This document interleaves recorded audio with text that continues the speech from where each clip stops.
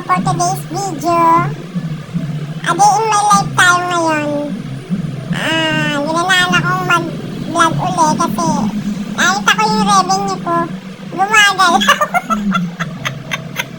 Kaya sabi ko mag-start uli ako mag-vlog para kahit pa paano hindi mo napapansin naiipon mo yung revenue mo. And upload lang kahit reels na maiksi, dagdag income din yan. And kaya pinrepare ko na yung aking gamit dahil kagabi hindi ko nga siya naiayos dahil maaga akong nakatulog.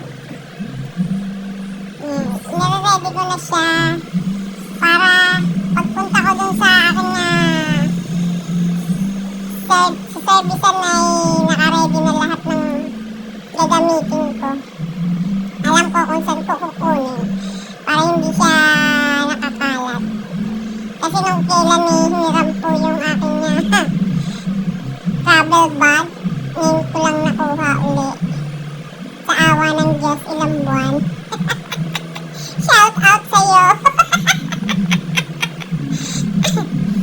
So ayun guys, keep on watching. Sana mag-enjoy kayo sa panonood ng aking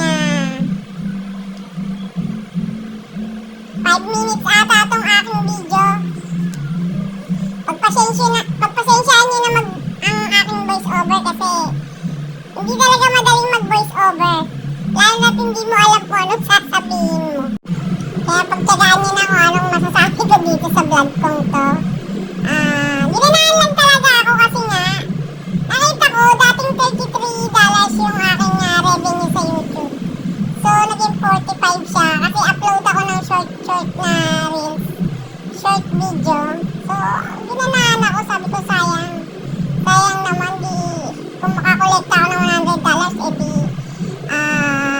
pwede na ako sumahod, pwede ko na ma-withdraw yun. Yun nga pala yung aking binili, ngayon ko lang binuksan dahil sa sobrang busy rin sa daming pinagkakabalan. Umakyat na ako para gisingin ko yung asawa ko. Sabi ko sa kanya tanghali na gumising ka na, ayan, bumangon na siya, dinampot niya yung tae ng aso naming mabait. Nagagayak na ako, kumuha lang ako ng damit sa taas, tapos ligo na. Ingat na, paglaro pa ako kay Blue sandali. Tapos yan, nakaligo na ako dyan. Nilagay lang ako ng sunblock kasi nga plancha ako. Mainit yun, so at least may dagdag protection ka sa mukha mo. Ayan, palabas na nga ako. Bale, pumunta muna ako sa bilihan ng almusal dyan. At kakain muna ako para may lakas pagsaba ko mamaya. Ayan, kumain na ako. Ang asim na kaya bumili na lang ako ng itlog dyan. Ang asim ng longganisa. Katapos kong kumain, nagpa-take out ako. Para naman dun kay Marriott. Ay, may pusa pang sumakay. At gusto sumama. Drive na nga ako papunta dun sa aking location. Papunta sa aking re-reband. Yun nga, nagre-ready na nga ako. Nire-ready ko na siya para tabasan ko muna yung kanyang buhok dahil gusto niya na may siyang bayan. At totoo, hindi talaga madaling voice over. Ayan, nabawasan ko na yung kanyang buhok. Kaya, lalagyan na natin siya ng gamot pang reband. Bali, sinesection ko muna yung kanyang buhok para paglagay ko ng gamot. Smooth na smooth ang paglagay. So, ayan, tapos na tayong maglagay ng number 1 na gamot para sa reband niya. Ayan naman yung second customer na sexy. Shout out sa'yo. At saka yan pala yung aking isang helper. Kumuha ko ng helper para sabi ko putik na yan.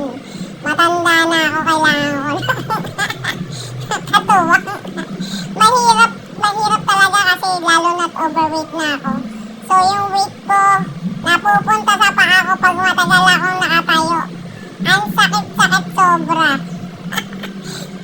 Kaya nagpatulong ako sa mabait na kapitbahay. So, ayan, nagpa-plancha na nga ako at nagmerienda muna kami. Di ba, panay kwento ang dada. Pero nakatatlong pizza na yan. Yeah, pagkas ko mag-merienda, nag-apply naman ako ng pang-Brazilian. Diba? Malapit na kami matapos. Diba pag may katuwang ka madali ang buhay. So, ayan na yung finished product. O, diba? Ang ganda. Malipis lang yung buhok niya.